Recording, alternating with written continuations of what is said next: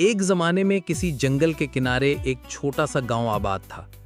اس گاؤں میں ایک نیک، عبادت گزار اور اللہ پر کامل بھروسہ رکھنے والی بڑھیا رہتی تھی، جس کا نام بی بی فاطمہ تھا۔ بی بی فاطمہ کا نہ کوئی بیٹا تھا، نہ شوہر، نہ کوئی رشتہ دار، نہ دنیاوی مال و دولت۔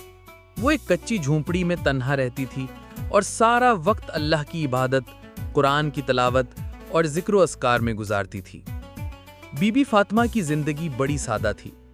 روز صبح فجر کی نماز کے بعد وہ پاس کے جنگل میں لکڑیاں چننے جاتی، پھر بازار میں جا کر وہ لکڑیاں بیچتی اور جو تھوڑے بہت پیسے ملتے ان سے تھوڑا سا آٹا یا دال لے آتی۔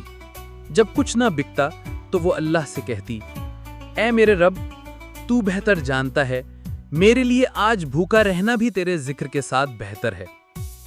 اس کا دل ہر وقت اللہ کی یاد سے لبریز رہتا۔ وہ گاؤں والوں کو بھی اللہ پر بھروسہ کرنے کی تلقین کرتی اور اکثر کہتی، اگر تم توکل سیکھ لو تو تمہیں کبھی کسی انسان کے در پر ہاتھ نہیں پھیلانا پڑے گا۔ ایک دن ایسا ہوا کہ جب وہ جنگل میں لکڑیاں چن رہی تھی، تبھی ایک خوفناک شیر جھاڑیوں سے نکل کر اس کے سامنے آ گیا۔ شیر بہت بھوکا تھا، اس کی آنکھوں سے خون ٹپک رہا تھا۔ اس نے دھاڑ ماری اور بڑھیا کے قریب آ کر کھڑا ہو گیا۔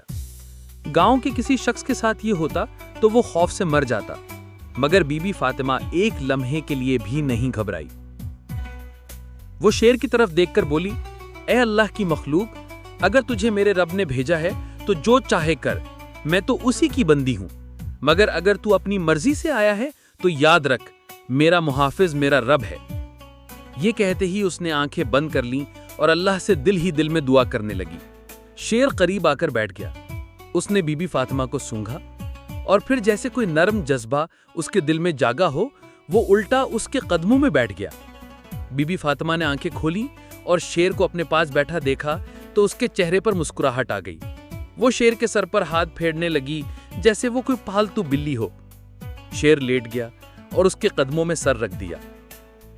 اسی وقت آسمان پر بادل چھا گئے اور زوردار بارش ہونے لگی۔ بڑھیا شیر کے ساتھ ایک درخت کے نیچے بیٹھ گئی۔ شیر اسے بارش سے بچانے کے لیے اس کے قریب ہو گیا جیسے وہ اس کی حفاظت کر رہا ہو۔ جب بارش رکی، شیر نے دوبارہ بی بی فاطمہ کے چہرے کی طرف دیکھا اور پھر جنگل میں واپس چلا گیا۔ بڑھیا نے آسمان کی طرف دیکھا اور کہا، اے رب، تو ہی ہے جو اپنی مخلوق کو ایک دوسرے کی حفاظت کا وسیلہ بناتا ہے، تو کتنا مہربان ہے۔ جب وہ گاؤں واپس آئی تو وہ بھیگی ہوئی تھی۔ گاؤں والوں نے پوچھا، اماں، بارش میں کہاں تھیں؟ اس نے سب کچھ بیان کیا۔ لوگ حیران رہ گئے۔ سب کہنے لگے، ایک خون خوار شیر نے کچھ نہیں کہا، کیسے ممکن ہے؟ تب بڑھیا نے کہا، جب تمہارا دل صرف اللہ سے جڑا ہو تو دنیا کی کوئی طاقت تمہیں نقصان نہیں پہنچا سکتی۔ میں نے تو اللہ سے کہا تھا، میرا محافظ تو ہے اور بس وہی کافی ہے۔ اس واقعے کے بعد وہی شیر روز روز بی بی فاطمہ کے پاس آنے لگا۔ وہ جنگل سے شکار کر کے گوشت لے آتا اور بی بی فاطمہ کے سامنے رکھ دیتا۔ بڑھیا وہ گوشت پکا کر خود بھی کھاتی اور گاؤں کے یتیم بچوں کو بھی کھلاتی۔ اب وہ لکڑیاں چننے نہیں جاتی تھی، بلکہ جنگل کا شیر اس کا رازق بن چکا تھا اللہ کے حکم سے۔ مگر ایک دن ایسا بھی آیا جب شیر کئی دن تک نہ آیا۔ بڑھیا کو فاقہ ہونے لگا، مگر اس نے پھر بھی کسی سے کچھ نہ مانگا۔ وہ سجدے میں جا کر کہتی، اے میرے رب، وہ شیر تو تیرے حکم سے آتا تھا، اگر آج تو نے اس کا در بند کیا ہے تو میں راضی ہوں، کیونکہ میں تیرے فیصلوں پر خوش ہوں۔ اسی رات ایک نورانی شخصیت اس کے پاس آئی اور کہا، اے اللہ کی بندی، تیرا صبر آسمانوں تک پہنچ گیا۔ تو شیر کے رزق پر نہ تھی، بلکہ اللہ کے رازق ہونے پر تھی۔ وہ چاہے تو شیر کے ذریعے رزق دے یا بغیر کسی سبب کے۔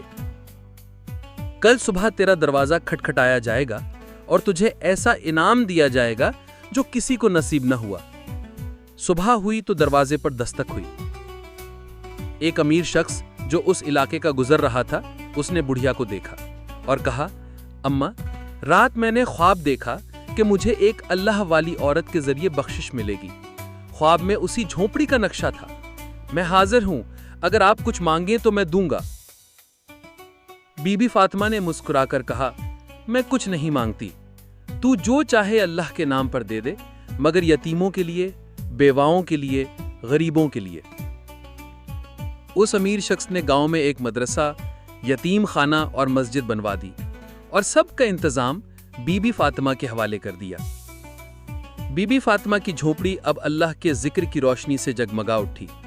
وہ اپنے عمر کے آخری حصے تک ان غریبوں کی خدمت کرتی رہیں۔ شیر بھی گاہے بگاہے آتا اور گاؤں والے اس نیک عورت کو اللہ والی اماں کہنے لگے۔ جب اس کا وقت وفات آیا تو وہ سجدے میں تھیں، زبان پر اللہ کا نام تھا اور چہرے پر نور۔